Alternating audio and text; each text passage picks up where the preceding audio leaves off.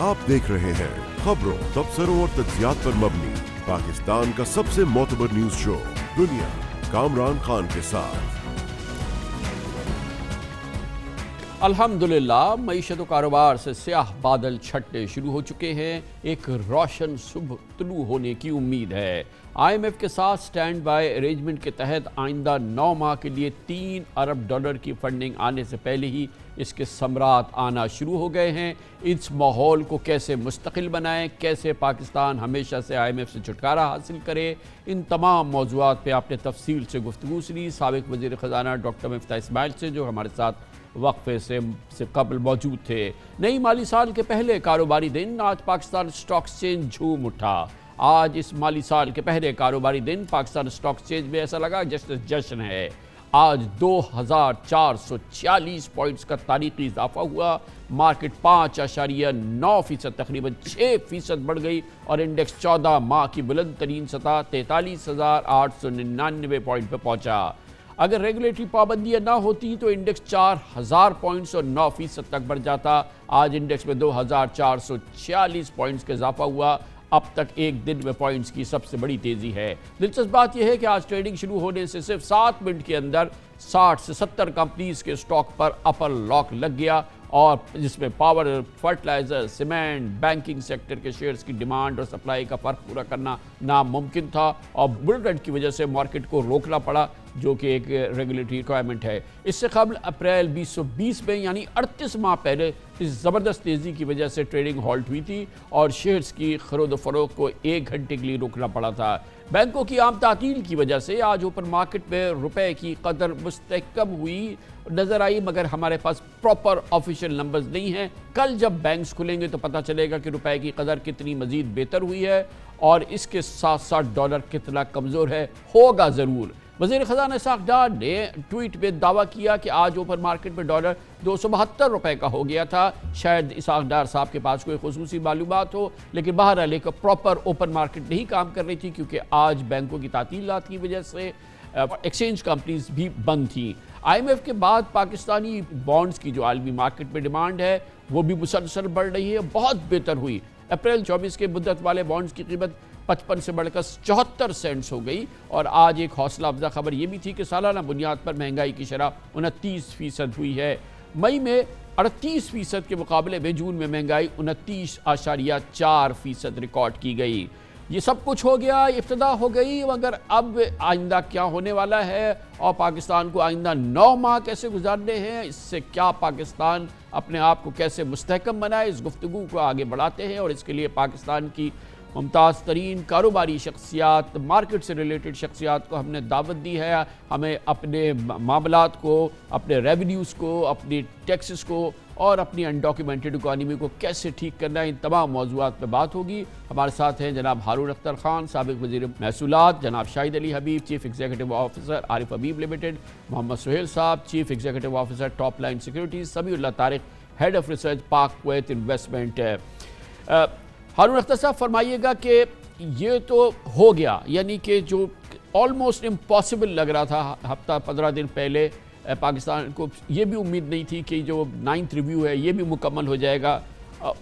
फिर ये हुआ कि शायद ये हो जाए और हमें एक लिस्ट मिल जाए, लेकिन ये स्टैंड बाय एग्रीमेंट हमें मिल जाए, एक पूरा अरेंजमेंट मिल जाए 9 माह का, $3 बिलियन अगले 9 महीने के लिए हमारे पास श्योर हो जाए, हमारी डिफ़ॉल्ट का ख़तरा बिल्कुल टल जाए। ये बहुत कुछ हो गया है, मगर ये बताइएगा कि ये जिस अनडॉक्यूमेंटेड इकॉनमी के दौरान हुआ है, जिस तरह के हमारे यहाँ सूरत हाल है, एक कैश इकॉनमी काम कर रही है, ये जो हमारे रेवेन्यू कलेक्शंस हैं, जो हमारी टैक्स बेस है, ये 8-8.5% की जो टैक्स टू GDP रेशो है, इसको सुधारने की मैं देख रहा हूँ कि 10 हमारी हुकूमतें आ गई हैं, वो नाकाम हो गई हैं। क्या वजह है कि हम ये उम्मीद लगाएं कि आइंदा ठीक होगी, या ये कि ये अब भी होना नामुमकिन है, और अगर मुमकिन करना है तो इसके लिए क्या इक़दाम करें कि हमारी मईशत जो है वो कुछ डॉक्यूमेंट होना शुरू हो जाए और हालात बदलें। हमारा जो टैक्स टू GDP रेशियो कम होता है, ये उस वजह से कम होता है कि बहुत ज़्यादा सेक्टर्स इसके अंदर शामिल नहीं हैं, और अगर शामिल हैं तो वो पूरा टैक्स नहीं दे रहे। Agriculture income is one of them. 25% direct और इनडायरेक्ट GDP इस मुल्क में एग्रीकल्चर बेस्ड है। اگر یہ سارا سیکٹر اگر ٹیکس نہیں دے رہا، اگر آپ یہ سیکٹر نکالیں تو بیسیکلی آپ کا tax to G D P ratio ویسے ہی 12-12.5% ہو جاتا ہے۔ اگر آپ ریٹیل، ہول سیل اور یہ جو کنسٹرکشن ہے، ٹرانسپورٹ ہے، مڈل مین ہے، یہ جو ہوتا ہے ایگریکلچر کموڈیٹیز کے یہ جو چیزیں ہیں، آڑتیز تھینک یو، یہ ہیں، یہ سارا شامل کریں تو جو سیکٹرز رہ جائیں گے وہ 20% سے اوپر tax to G D P ratio ہے۔ لہٰذا اگر اب ہم یہ کوشش کریں گے کہ tax to G D P ratio ان لوگوں سے بڑھانا ہے جو ٹیکس دے رہے ہیں، تو یہ سراسر غلط ہے۔ وہ آلریڈی اپنی آپٹیمم لیول سے اوپر کراس کر چکے ہیں۔ میں آپ کو ایک سجیشن دیتا ہوں، ایک پروپوزل دیتا ہوں آپ کے اس پروگرام میں کہ ایگریکلچر انکم پہ ٹیکس ہے، پروونسز کلیکٹ نہیں کرتے، یہ کلیکشن کا کام صرف ایف بی آر کو دے دیں، وہ کلیکٹ کر کے پروونسز کو دیں گے، اور جو پروونسز کا حصہ آپ کا کنسولیڈیٹ فنڈ سے جاتا ہے اس سے فیڈرل گورنمنٹ اپنے پاس رکھے اور وہ ڈیمز بنائے۔ اسی طرح retail, wholesale, whoever makes money he has to pay tax. We have to start bringing those people into the tax net. اب مجھے صرف یہ پرابلم ہے کہ آگے آ رہی ہے care taker government, care taker کے پاس اتنا مینڈیٹ ہوگا، اتنا ٹائم ہوگا کہ یہ کام کریں، لہٰذا ہم یہ 6-7-8 مہینے پھر ضائع کر دیں گے، اور پھر جب ایک نئی گورنمنٹ آئے گی وہ سارا کام کرے گی۔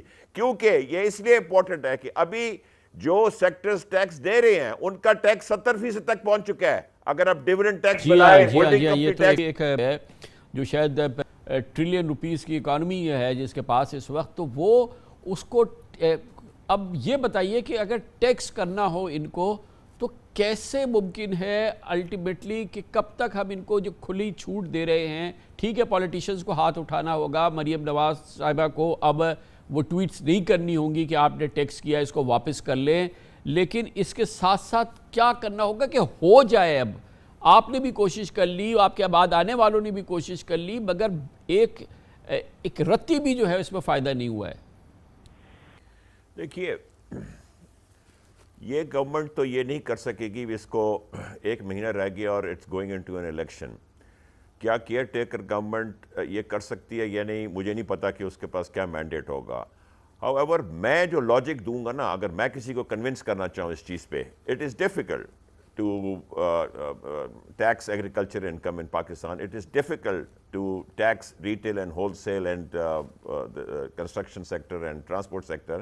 However, the reason we need to do this now is کہ جن سیکٹرز میں فورن ڈائریکٹ انویسٹمنٹ آنی ہے، جن سیکٹرز میں ڈومیسٹک انویسٹر نے اپنا پیسہ جو ہے واپس لے کے آنا ہے، وہ سیکٹرز اتنے ہیویلی ٹیکس ہو گئے ہیں، 70% تک ہو گئے ہیں، تو اس کے that is a major factor کہ یہ انویسٹمنٹ نہیں آئے گی، اور اگر یہ انویسٹمنٹ نہیں آئے گی تو آپ کا ٹریڈ ڈیفیسٹ کس طرح نیوٹرلائز ہوگا؟ ہمارے پاس اس وقت ٹریڈ ڈیفیسٹ کے اگینسٹ صرف فورن ریمیٹنسز ہیں، تو لہٰذا ان پہ بوجھ کم کرنے کے لیے، سپر ٹیکس ختم کرنے کے لیے، اور یہ dividend giving to holding companies کم کرنے کے لیے، اور ریجنل ہمیں کمپیٹیٹیونیس دکھانے کے لیے in the corporate tax rates, ہمیں ان سیکٹرز کو لانا پڑے گا، کیونکہ ہم tax to G D P ratio کم تو نہیں کر سکتے نا، ہم نے بڑھانا ہے، بٹ ہم نے بڑھانا اس طرح ہے کہ بیس براڈ کریں، ان سیکٹرز کو لے کے ہیں جو ہیویلی ٹیکس نہیں ہے یا ٹیکس دیتے ہی نہیں ہیں، اور جو ہیویلی ٹیکس ہیں جنہوں نے فورن انویسٹمنٹ لے کے آنی ہے ان کو ہم بریک دیں۔ We've got to do that because we are in an IMF program now and we are going to most likely continue for a longer term program when the new government comes in. But ہمیں یہ کام کرنا ہی کرنا ہے، اور I am F آپ کو tax to G D P ratio کم نہیں کرنے دے گا، آپ کی ریکوائرمنٹ زیادہ ہوگی، لہذا میرا یہ لاجک ہوگا in the longer term, foreign direct investment کے بغیر ہمارا جو کرنٹ اکاؤنٹ ڈیفیسٹ ٹھیک نہیں ہوگا، so we've got to do this. تو شاہد حبیب صاحب، سب سے بڑی ہمارے پاس سب سے اٹریکٹیو آفر جو ہے وہ یہ مارکیٹ ہے، 2.5-3 کی پی ای، اب آئی ایم ایف آ گیا ہے، لوگوں کا کانفیڈنس ہے،